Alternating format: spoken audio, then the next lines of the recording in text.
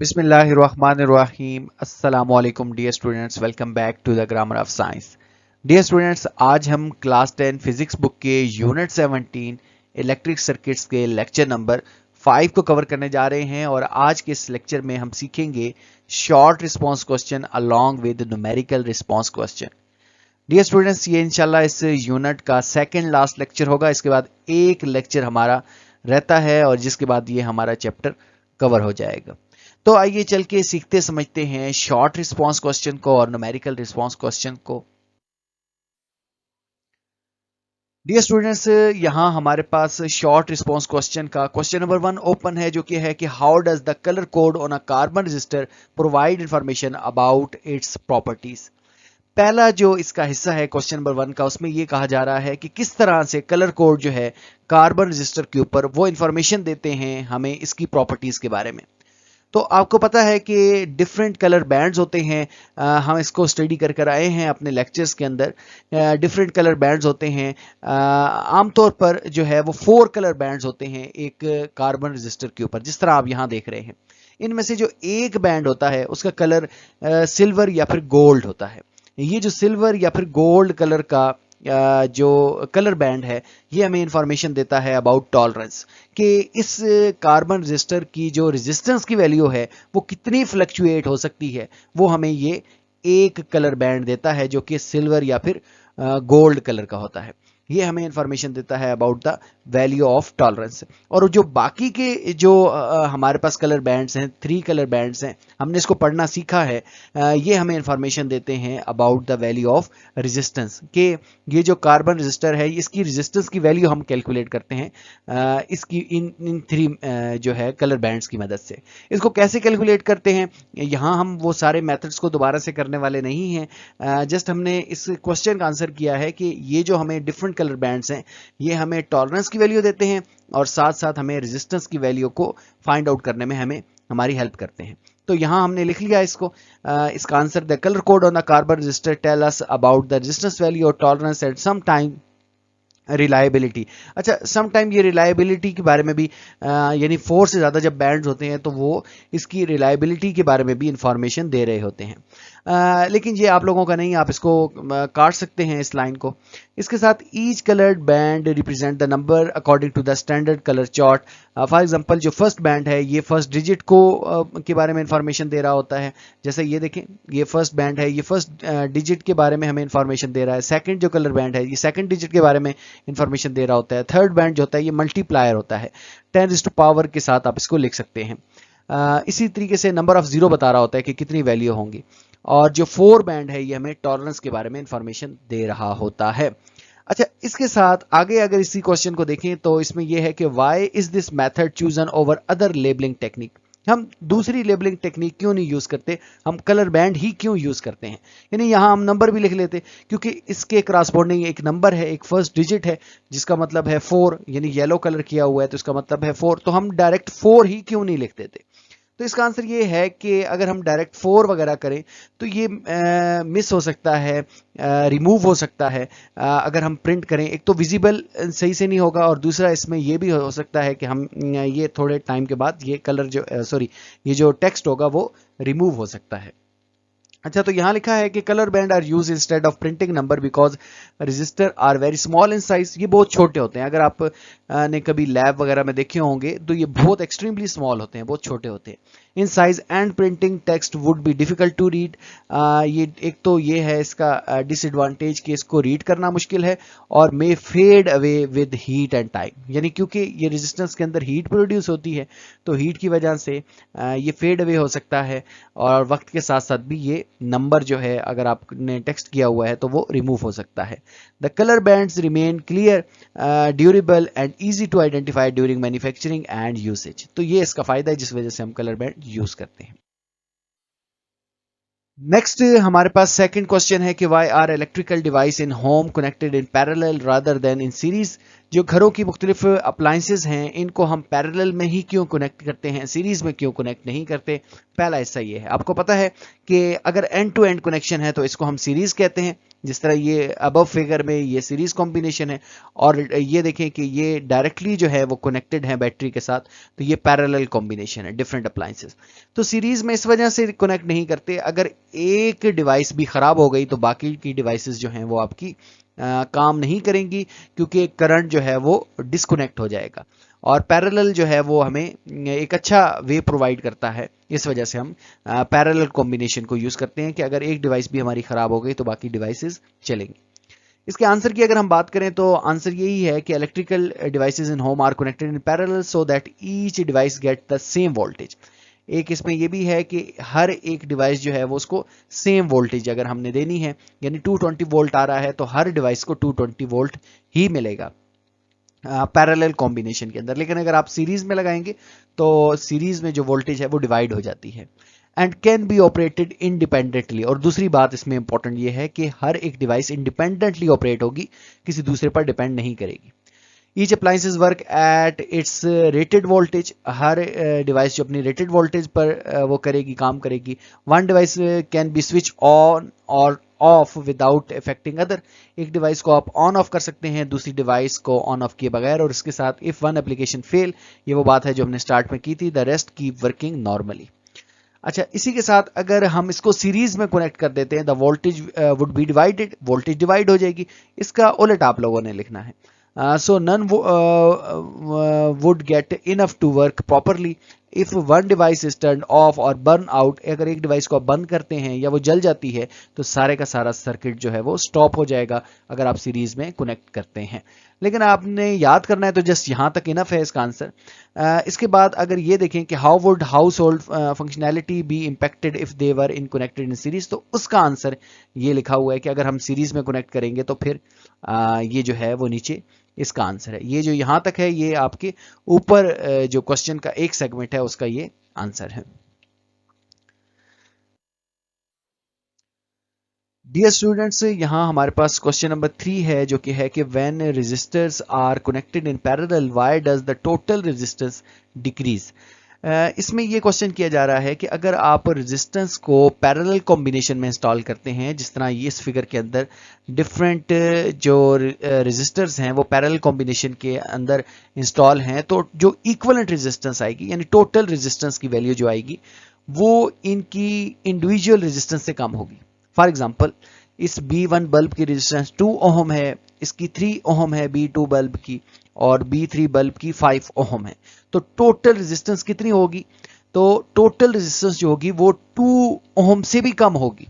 इसको हम कर आए हैं, यानी ऐसा नहीं है कि आप टोटल रेजिस्टेंस को जब फाइंड आउट करेंगे तो ऐड कर देंगे और कहेंगे 10 वोल्ट। नो, इस तरह से नहीं है। अगर सीरीज कॉम्बिनेशन में होगा तो फिर टोटल रेजिस्टेंस 10 वोल्ट ही होगी। लेकिन यहाँ जो इक्विवेलेंट रेजिस्टेंस है या जो टोटल रेजिस्टेंस है वो इंडिविजुअल रेजिस्टेंस की वैल्यू से कम होगी। यानी जो इंडिविजुअल रेजिस्टेंस अगर इसकी 2 ओहम है, इसकी 3 है और इसकी 5 है, तो वो 2 ओहम से भी कम होगी। तो क्वेश्चन ये कर रहा है कि वो 2 ओहम से कम क्यों होगी? तो इसका आंसर ये है कि जो करंट है उसको ट्रेवल करने के लिए मोर देन वन पाथ है, तो जो ओवरऑल ओपोजिशन है करंट के रास्ते में वो डिक्रीज हो जाएगी। अगर एक जगह से उसको ओपोजिशन का सामना करना पड़ता है तो वो दूसरी जगह जहां से ओपोजिशन नहीं है वहां से करंट फ्लो कर जाएगा। तो इसके आंसर की अगर हम बात करें तो यहां यही लिखा है कि when resistor are connected in parallel each resistor provide an additional path for electric current to flow because the electric current has more path, the overall opposition to current decreases। जो overall opposition है वो कम हो जाएगी। अच्छा, mathematically हम इसको लिखते हैं reciprocal of equivalent resistance is equal to sum of reciprocal of resistance, यानी जितनी भी रेजिस्टेंस है उनका रेसिप्रोकल लेकर अगर आप सम करें तो वो इक्वल होगा रेसिप्रोकल ऑफ इक्विवेलेंट रेजिस्टेंस के। अच्छा, सो द टोटल रेजिस्टेंस यहाँ जो वैल्यू आएगी is less than the smallest resistor, जो स्मॉलेस्ट रेजिस्टर की जो वैल्यू थी उसकी वैल्यू से भी ये टोटल रेजिस्टेंस की वैल्यू कम आएगी। मैंने आपको बताया कि अगर ये 2 ओहम है, ये 3 ओहम है और ये 5 ओहम है, तो जो इक्विवेलेंट रेजिस्टेंस आएगी वो 2 ओहम से भी कम आएगी in that network. Relation to efficiency, ये दूसरा है कि how does this principle relate to the efficiency of electrical system. Later lower total resistance mean less energy loss. जब लोअर टोटल रेजिस्टेंस आती है तो इसका मतलब है कि लेस एनर्जी लॉस होता है. As heat and higher current flow, तो ज़्यादा करंट फ्लो करेगा, which makes electrical system more efficient. तो ये पैरेलल कॉम्बिनेशन को ज़्यादा एफिशिएंट बना देता है. That's why parallel circuit are used in power distribution. अगर आपने पावर डिस्ट्रीब्यूट करनी है तो वहां पैरेलल कॉम्बिनेशन ही बेहतर है. नेक्स्ट हमारे पास क्वेश्चन नंबर 4 है, how incorrect parallel placement of ammeter can damage circuits, suggest ways to prevent this. कि इनकरेक्ट अगर आप अटैच करते हैं एमीटर को पैरेलल कॉम्बिनेशन के अंदर तो फिर ये किस तरह सर्किट को डैमेज कर सकता है. तो यहां देखें कि एमीटर जो होता है ये करंट मेजरिंग डिवाइस है. आल दो कि ये आपके सिलेबस का हिस्सा नहीं है और मे बी ये क्वेश्चन एग्जाम का हिस्सा भी नहीं होंगे और इस वजह से ये इतना इंपॉर्टेंट नहीं है, लेकिन देख लें यहाँ एम मीटर है और एम मीटर जो है वो हमेशा सीरीज में इंस्टॉल किया जाता है. ये करंट मेजरिंग डिवाइस है. तो इसमें ये कहा जा रहा है कि अगर आप एम मीटर को वोल्ट मीटर की तरह पैरेलल कॉम्बिनेशन में, यहाँ लेट्स सपोज एम मीटर आप अटैच कर दें, ये बेसिकली वोल्ट मीटर अटैच हुआ है इस सर्किट में, तो ये किस तरह सर्किट डैमेज हो सकता है. तो अगर हम पैरेलल अटैच करते हैं तो जो करंट होगा वो, क्योंकि एम मीटर की रेजिस्टेंस बहुत कम होती है, यानी एक्सट्रीमली स्मॉल होती है एम मीटर की रेजिस्टेंस, तो करंट क्या होगा कि वो इस इधर से ज्यादा उसको ऑपोजिशन फ्लो कर ऑपोजिशन होगी, तो करंट इस एम मीटर के अंदर से फ्लो कर जाएगा और अगर सडन करंट एम मीटर के अंदर से फ्लो करेगा तो एम मीटर आपका डैमेज हो सकता है. तो यहां हम लिखेंगे कि ammeter is designed to measure the current and it has very low resistance. It must be connected in series. इसको सीरीज में ही लगाना चाहिए with the circuit so that the full current flow through it, ताकि सारा current जो है वो इसके अंदर से गुजरे. अगर एमीटर को आप पैरेलल अटैच कर देते हैं mistakenly, the current will choose the low resistance path. तो करंट लो रेजिस्टेंस पाथ से गुजरेगा. Large current will flow through it suddenly. This can damage the ammeter और इवन बर्न द सर्किट.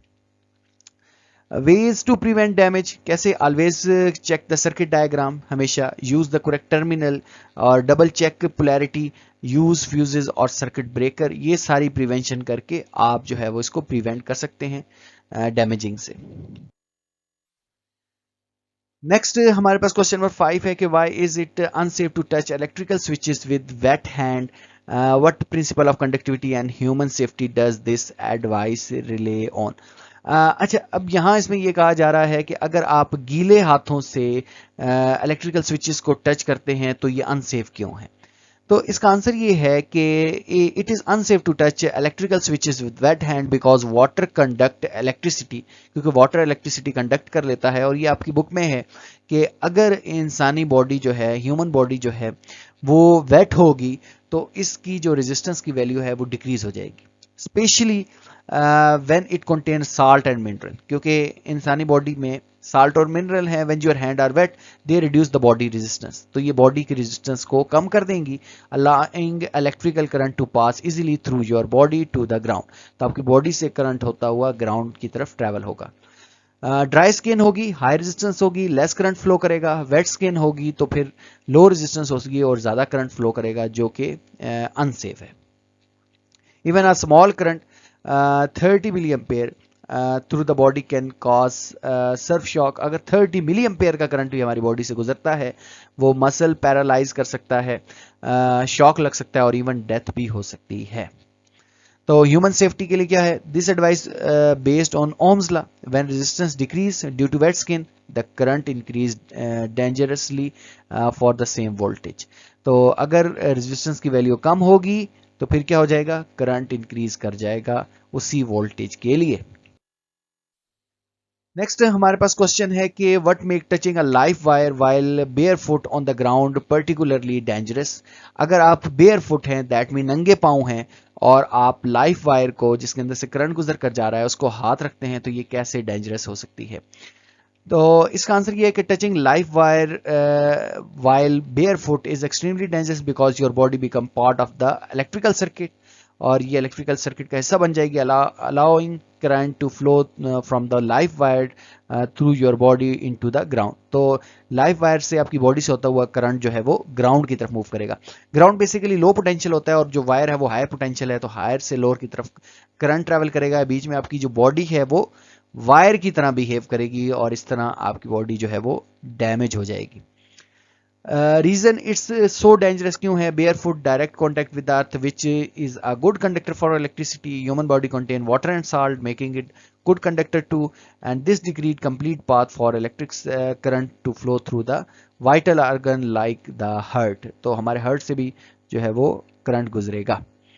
अच्छा, factor that influence shock severity, तो इसमें क्या है कि वोल्टेज है, हायर वोल्टेज होगी स्ट्रॉन्गर करंट होगा, बॉडी रेजिस्टेंस अगर वेट होगी तो ज़्यादा फिर करंट होगा। पाथ ऑफ द करंट क्या है कि अगर if the current passes through the heart और brain it is more dangerous, और ड्यूरेशन ऑफ द कॉन्टैक्ट क्या होगी? Longer contact increase damage. तो ज़्यादा देर तक अगर इसके साथ कनेक्ट है तो ज़्यादा डैमेजिंग हो सकती है। Question number 7 is how does a circuit breaker protect a house hold electrical system. जो घरों में डिफरेंट अप्लायंसेस होती हैं तो सर्किट ब्रेकर जो है वो किस तरह उनको सेफ रखता है या उनको प्रोटेक्ट करता है।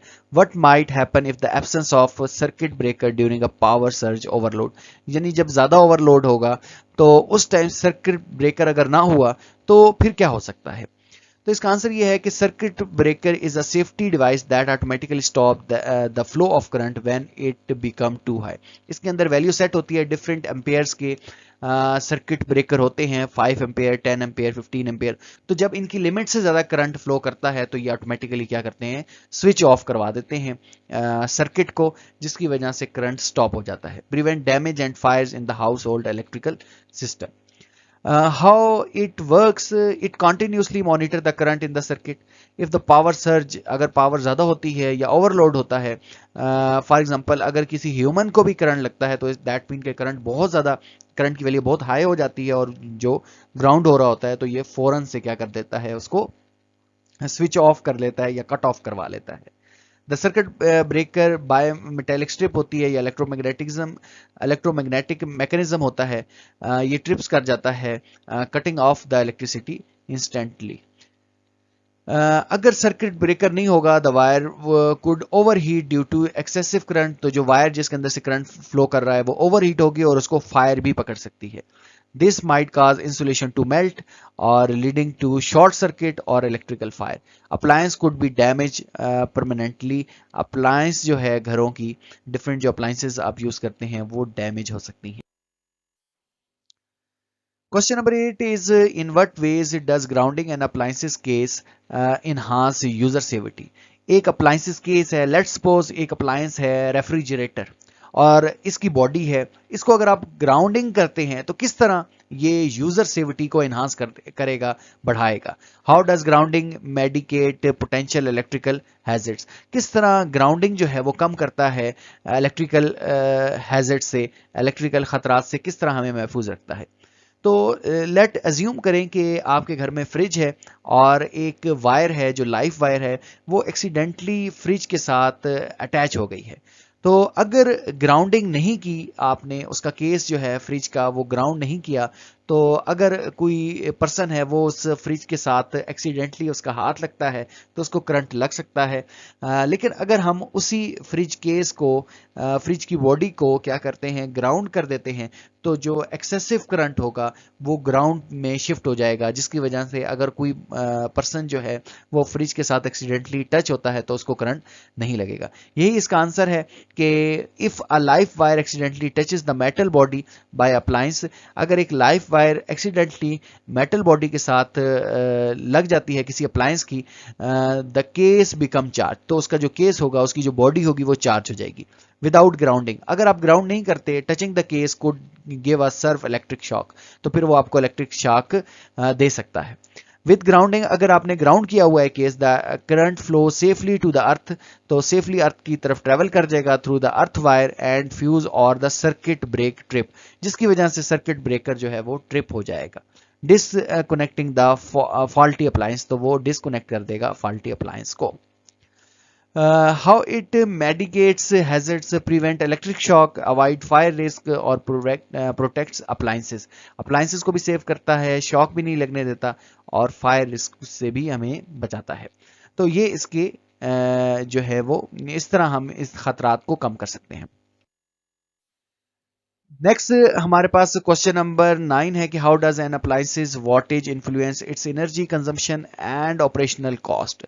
किस तरह अप्लायंसेस की जो वॉटेज होती है वो इन्फ्लुएंस करती है एनर्जी कंजम्पशन पर और ऑपरेशनल कॉस्ट पर. आपको पता है कि जो डिफरेंट घरों की अप्लायंसेस होती हैं, जब आप इसको ले रहे होते हैं तो इनके ऊपर वॉट वगैरह मेंशन होते हैं. दैट मीन इनकी पावर मेंशन होती है. और अगर कोई ज़्यादा वॉट की चीज़ है, लाइक आपकी आयरन है, इस्त्री है, या फिर जो है गीज़र है, इलेक्ट्रिक गीज़र है, तो ये ज़्यादा वॉटेज के हैं. तो अगर हम ज़्यादा वॉटेज के लेंगे या एसी वगैरह है, एयर कंडीशनर, तो ये जो है इनकी वॉटेज यानी इनकी पावर जो है वो बहुत हाई होती है. तो हम ये सोच कर ले रहे होते हैं कि इससे इलेक्ट्रिसिटी का बिल कितना आएगा. तो indicate how much electric energy is uses पर सेकेंड व्हेन ऑपरेटिंग. ये बताता है कि पर सेकेंड ये एनर्जी कितनी कंज्यूम कर रहा होगा जब ये ऑपरेट कर रहा होगा. एनर्जी कंजम्पशन का ये फार्मूला है. एनर्जी किलोवाट आवर्स में हम मेजर करते हैं इलेक्ट्रिकल एनर्जी को, जो कि wattage into time divide by 1000 है. यानी किलोवाट आवर में जब आप कन्वर्ट करेंगे तो डिवाइड करेंगे 1000 से. यानी क्या, हायर वॉटेज होगी तो मोर एनर्जी कंज्यूम होगी और हायर इलेक्ट्रिसिटी बिल आएगा. और लेस अगर वॉटेज होगी, लेस वॉट का होगा, तो लेस एनर्जी कंज्यूम होगी और चीपर टू ऑपरेट होगा. Operational cost. कॉस्ट हम कैसे फाइंड आउट करते हैं? Energy consumption multiply by cost of one unit. एक यूनिट की कितनी कॉस्ट है और जो एनर्जी कंज्यूम की होगी इसको मल्टीप्लाई करेंगे तो हम फिर ऑपरेशनल कॉस्ट को फाइंड आउट कर सकते हैं. Choosing the appliance with lower wattage और energy saving rating reduce bill. तो जो लोअर वॉटेज होती है या एनर्जी सेविंग होते हैं वो क्या करते हैं, बिल को रिड्यूस कर लेते हैं. Help conserve electricity and protect the environment. Question number 10 is, in what ways do electrical energy and electrical power differ in function and application? इस क्वेश्चन में हमने इलेक्ट्रिकल एनर्जी और इलेक्ट्रिकल पावर का difference बताना है. तो इसका डिफरेंस सिंपल ये है. इलेक्ट्रिकल पावर होती है कि जो डिफरेंट अप्लायंसेज हैं जो आपके घर में, वो कितनी एनर्जी कंज्यूम करते हैं एक सेकंड के अंदर, उसको हम कहते हैं इलेक्ट्रिकल पावर. फॉर एग्जाम्पल, आपका जो गीजर है वो 2000 वॉट का है. इलेक्ट्रिक गीजर की बात कर रहे हैं, वो 2000 वॉट का है. तो इसका मतलब है कि वो एक सेकंड में 2000 जाउल की एनर्जी कंज्यूम करेगा. तो वो इसकी इलेक्ट्रिकल पावर कहलाएगी. लेकिन इलेक्ट्रिकल एनर्जी जो ओवरऑल इलेक्ट्रिसिटी कंज्यूम करेगा, वो पूरे मंथ में, पूरे वीक में या पूरे डे में, वो ओवरऑल जो इलेक्ट्रिसिटी कंज्यूम करेगा वो उसकी इलेक्ट्रिकल एनर्जी कहलाएगा. तो इलेक्ट्रिकल पावर किसी अप्लायंस की हो सकती है, मतलब अप्लायंस की ही होगी, लेकिन जो इलेक्ट्रिकल एनर्जी है ये डिफरेंट अप्लायंसेस जब मिलकर इलेक्ट्रिसिटी कंज्यूम करेंगी तो उसको हम बोलेंगे इलेक्ट्रिकल एनर्जी. तो यहां देखें कि इसकी डेफिनेशन में है, rate at which electrical energy is used और ट्रांसफर. जिस रेट में इलेक्ट्रिकल एनर्जी यूज्ड या फिर ट्रांसफर होगी, और total amount of electricity consume over time. Total amount of electricity, इसका मतलब ये भी है कि जो टोटल यूनिट्स आप यूज करते हैं या फिर कंज्यूम करते हैं एक स्पेसिफिक टाइम के अंदर, वो आपकी इलेक्ट्रिकल एनर्जी कहलाती है. इसकी यूनिट वॉट है और इसकी यूनिट किलोवाट आवर है. इसका formula P is equal to VI है, जबकि इसका formula E is equal to P/T है. Function show how fast an appliance consume energy. ये हमें ये बताएगा कि कोई अप्लायंस हमारी कितनी जल्दी इलेक्ट्रिकल एनर्जी को कंज्यूम करेगा या एनर्जी को कंज्यूम करेगा. और ये हमें बताता है कि how much work electricity has done over a period, कि कितना काम किया है इलेक्ट्रिसिटी ने एक स्पेसिफिक पीरियड के अंदर. फॉर एग्जाम्पल के 100 बल्ब है, uses energy faster than the 60 watt bulb. एक 100 वॉट का बल्ब जो है वो ज्यादा एनर्जी कंज्यूम करेगा या यूज करेगा 60 वॉट के बल्ब से. लेकिन running a 100 what bulb for a 10 hours consume 1 kilo watt of energy. यानी 100 किलोवाट का बल्ब ही है, लेकिन वो कितने टाइम तक चल रहा है वो इलेक्ट्रिकल एनर्जी आ जाएगी. लेकिन जो उसकी पावर है, जस्ट उसको देखना है, टाइम नहीं देखना हमने, तो वो क्या कहलाएगा, इलेक्ट्रिकल पावर कहलाएगा. डियर स्टूडेंट्स, इसी क्वेश्चन का जो सेकंड पार्ट है कि how does these difference impact our understanding and measurement of electricity. तो इसका आंसर ये है कि power tell us instantaneous usage while energy tell us total consumption. ये एक इंस्टेंटेनियस यूसेज का बताती है, जबकि एनर्जी जो है वो टोटल कंजम्पशन के बारे में हमें इंफॉर्मेशन देती है। Electricity bill are calculated based on the energy consumption. जो इलेक्ट्रिसिटी बिल होते हैं वो पावर के ऊपर बेस नहीं कर रहे होते, बल्कि वो एनर्जी कंजम्पशन के ऊपर बेस कर रहे होते हैं। Knowing both help in designing circuit and estimating cost and saving electricity. इन दोनों के बारे में अगर आपको इल्म है तभी आप डिजाइन कर सकते हैं कोई सर्किट, कॉस्ट निकाल सकते हैं और इलेक्ट्रिसिटी को। नेक्स्ट हमारे पास क्वेश्चन नंबर 11 है कि how does kilowatt hour serve a unit of energy consumption and what step can you take to convert energy usage from joule to kilowatt hour. अब इसका जो पहला पार्ट है उसमें आपने लिखना है कि kilowatt hour as a unit of energy consumption. 1 kilowatt hour is equal to energy consumption by 1 kilowatt. 1 kilowatt का मतलब है 1000 watt appliance running for 1 hour. 1 kilowatt का क्या मतलब है कि 1000 वाट की अप्लायंस है कोई, और वो 1 घंटे तक अगर लगातार ऑपरेट होती है तो दैट मीन वो जो एनर्जी कंज्यूम करेगी वो 1 किलोवाट आवर होगी। और it is the unit used in electricity bills. Electricity bills के अंदर जो टर्म एक यूज होती है कि हमने कितनी यूनिट्स कंज्यूम की हैं, तो ये यूनिट है to measure the energy consumption. Using kilowatt hour make it easier to handle large amount of energy instead of using joule. तो जाउल के मुकाबले में ये हमें लार्ज एनर्जी जो है उसकी अमाउंट के बारे में हम उसको हैंडल इजीली कर सकते हैं। Conversion from joule to kilowatt our. Joule से कैसे किलोवाट आवर्स में जाते हैं, तो पहले 1 किलोवाट आवर्स में कितने जाउल होते हैं, तो ये कन्वर्जन है। किलो का मतलब है 10⁻³ और आवर का मतलब है कि 3600 सेकेंड्स। इनको मल्टीप्लाई करें तो 3.6 मल्टीप्लाई 10⁻6 जाउल आता है। यानी 1 किलोवाट के अंदर 3.6 मल्टीप्लाई 10⁻6 जाउल आता है। तो यहाँ हमने एनर्जी को देखना है, तो आप क्या करेंगे कि ये जो 3.6 है ये किलोवाट के नीचे जाकर क्या कर देंगे, डिवाइड कर देंगे। तो यहाँ हमने क्या करना है, यहाँ एनर्जी जो है किलोवाट आवर में है तो एनर्जी के नीचे आपने क्या कर देना है 3.6 मल्टीप्लाई 10⁻6 डिवाइड कर देंगे, तो ये किलोवाट में कन्वर्ट हो जाएगी। यानी जाउल की एनर्जी को किलोवाट में करने के लिए 3.6 मल्टीप्लाई 10⁻6 से डिवाइड कर देंगे। तो इफ अप्लायंस 7.2 मल्टीप्लाई 10⁻6 इतनी एनर्जी को कंज्यूम करती है, the energy in kilowatt hour कितनी होगी, तो इस एनर्जी को 3.6 मल्टीप्लाई 10⁻6 से जब आप डिवाइड करेंगे तो आपको पता चलेगा कि ये 2 किलोवाट आवर की एनर्जी को कंज्यूम कर रही है। Question number 12 is describe a situation in your daily life where electrical energy is essential. How does this energy transfer to allow the device to perform its function? इसका answer क्या है, इसका answer यह है कि डेली लाइफ सिचुएशन में using a refrigerator at home, घरों में जो रेफ्रिजरेटर होते हैं, हाउ इलेक्ट्रिकल एनर्जी ट्रांसफर, किस तरह इलेक्ट्रिकल एनर्जी ट्रांसफर होती है। Electrical energy flow from the socket into the refrigerator, socket से रेफ्रिजरेटर में जाती है। It powers the compressor motor, जो कंप्रेसर होता है, मोटर होती है, उसको ये पावर करता है, transforming electrical energy into mechanical energy, जिससे वो कंप्रेसर चल जाता है और टू कंप्रेस द रेफ्रिजरेंट, जो रेफ्रिजरेंट आप रेफ्रिजरेटर के अंदर यूज करते हैं उसको कंप्रेस करता है। The refrigerant absorb heat inside, वो रेफ्रिजरेटर के अंदर हीट को एब्जॉर्ब करता है। So electrical energy also indirectly help the thermal energy transfers keeping the fridge cool. तो light inside the fridge convert electrical energy into the light energy when door is open. और summary क्या है इसकी, electrical energy mechanical energy में convert होती है और mechanical energy आगे thermal energy control plus light energy में कन्वर्ट हो रही है। तो ये सारा एनर्जी कन्वर्जन है। Question number 13(8) what are the 3 common sources of electrical energy and how do their advantages and disadvantages influence our choice of energy sources? 3 common sources बताएं electrical energy के। तो 3 कॉमन सोर्सेज में हमारे पास एक fossil fuels है, इससे हम electrical energy produce कर सकते हैं। हाइड्रो इलेक्ट्रिक पावर है और सोलर एनर्जी है। इसके फायदे क्या हैं, रिलायबल है, कैन प्रोवाइडेड है, कॉन्टिन्यूस पावर है, वेल एस्टेब्लिश टेक्नोलॉजी है। लेकिन डिसएडवांटेजेस क्या हैं, नॉन रिन्यूएबल है, यानी जो इसके सोर्सेज हैं वो नॉन रिन्यूएबल हैं, काजेज एयर पोल्यूशन है, ग्रीन हाउस इफेक्ट है, इस तरह की ये प्रॉब्लम क्रिएट करते हैं। हाइड्रो इलेक्ट्रिक रिन्यूएबल है, क्लीन है, लो ऑपरेटिंग कॉस्ट है, can provide large scale power, और इसके लिए हमें कॉस्ट बहुत ज़्यादा चाहिए, इनिशियली कंस्ट्रक्शन कॉस्ट चाहिए, require large dams, effect local ecosystems.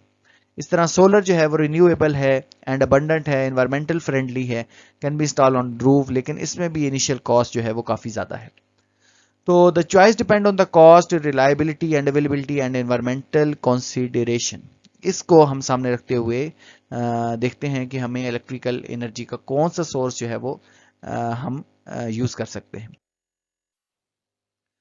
Dear students, question number 14 is examine the effect and risk connecting different EMF sources in parallel and suggest safe way to combine power source.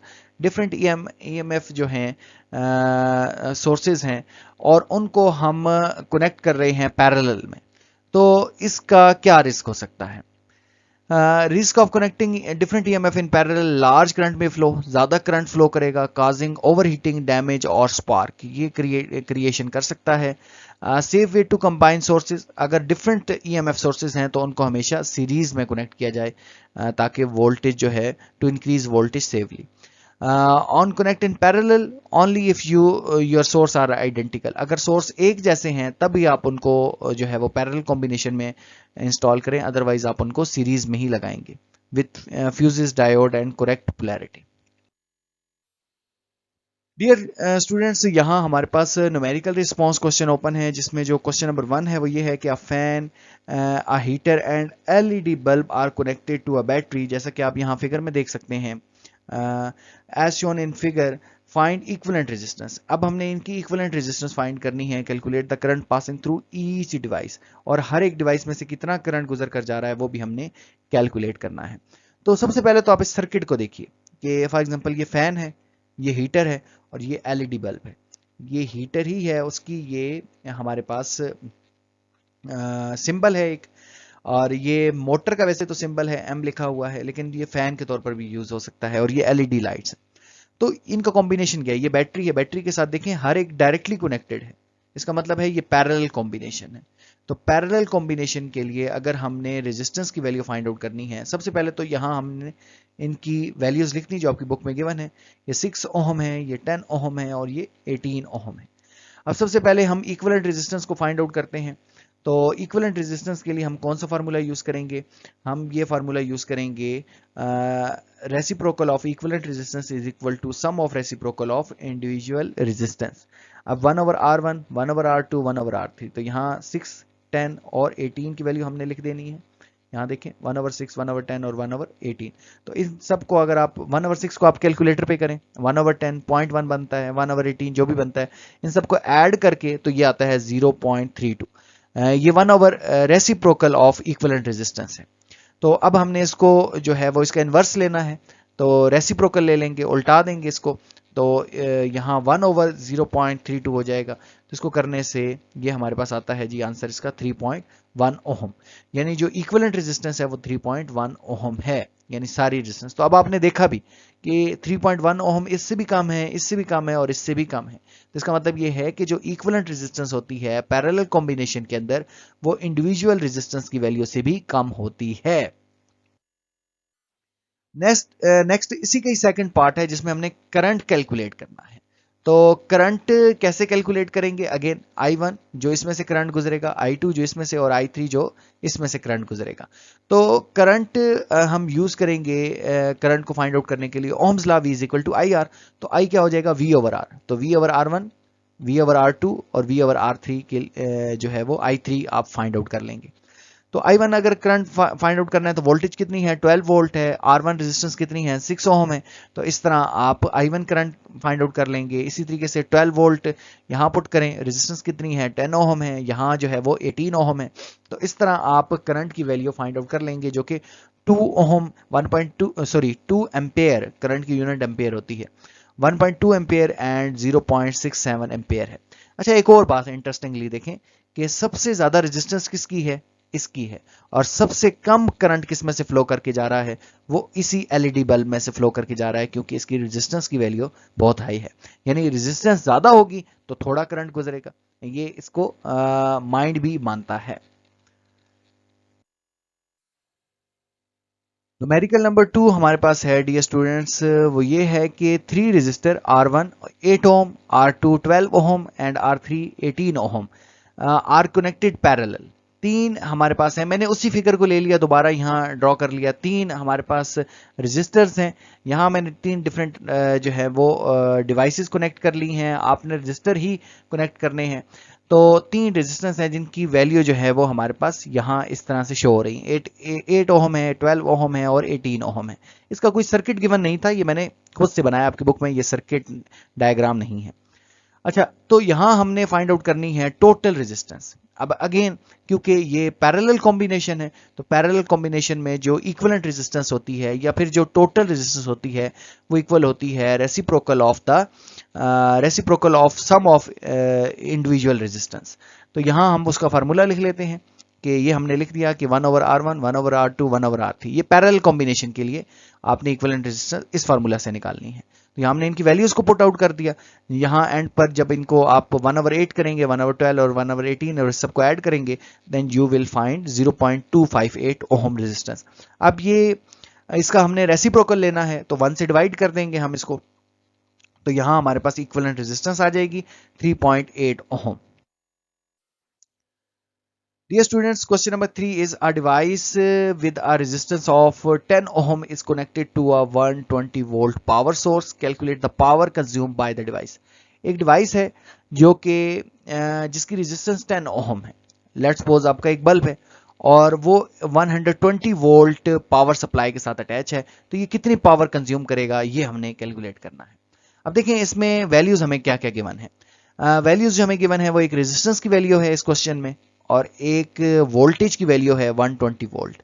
अब resistance और voltage है हमारे पास, हमने power को calculate करना है। तो ये तीन डेरिवेशंस हमने अपने लेक्चर्स से ली हैं, वहां हमने इन तीनों इक्वेशंस को ड्राइव किया था। एक हमारे पास ये P is equal to I V वाली है, एक I स्क्वायर R है और एक V स्क्वायर ओवर R। अब आप बताएं इनमें से कौन सी यूज करेंगे।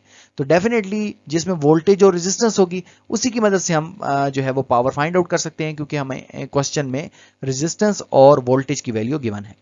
तो ये फार्मूला हम यूज करेंगे, इक्वेशन 5 को लेंगे। यहाँ ये मैंने लिख लिया V स्क्वायर ओवर R। तो अब यहाँ V हमारे पास कितना है 120, इसका स्क्वायर हो जाएगा और रेजिस्टेंस की वैल्यू 10 है, स्क्वायर लें और 10 से डिवाइड करें तो आपके पास जो आंसर आता है वो 1440 वॉट आता है। अगर आप किलोवाट में लेकर जाना चाहते हैं तो 1000 से डिवाइड कर दें, आपकी बुक में यही आंसर है। Question number 4 is a light bulb with a power rating of 60 watt is switched on for 5 hours. Calculate the electrical energy consumed by the light bulb. एक लाइट बल्ब है जो कि 60 वॉट का है और वो 5 घंटे ऑन रहता है, तो आपने इलेक्ट्रिकल एनर्जी जो वो कंज्यूम करेगा उसको फाइंड आउट करना है। तो यहाँ देखें हमने गिवन लिख लिया कि हमारे पास पावर है 60 वॉट, टाइम कितना है 5 आवर। इलेक्ट्रिकल एनर्जी हमने फाइंड आउट करनी है, तो इसके लिए formula E is equal to P into T लिख दिया। पावर कितनी है 60, टाइम 5 आवर है, तो इस तरह इलेक्ट्रिकल एनर्जी जो आ जाएगी वो 60 into 5 300 watt hour. Watt hour क्यों? क्योंकि वॉट पावर है और आवर जो है वो इसका टाइम है। अगर आप इसको कन्वर्ट करना चाह रहे हैं किलो वाट आवर में तो you have to divide with 1000, तो ये आ जाएगा 0.3 किलोवाट आवर। नेक्स्ट हमारे पास क्वेश्चन नंबर 5 है कि 100 identical cells are connected in series. 100 identical cells हैं जो कि सीरीज में कनेक्ट किए हैं, each of EMF 0.2 volt. What will the resultant EMF when these identical cell are connected in series when parallel. तो ये हमने बताना है। यहाँ देखिए नंबर ऑफ सेल्स हमारे पास कितने हैं 100 हैं। EMF ईच सेल, हर सेल की कितनी EMF है 0.2 वोल्ट है। 100 सेल्स हैं, एक सेल की जो EMF है इलेक्ट्रिक मोटिव फोर्स वो हमारे पास 0.2 वोल्ट है।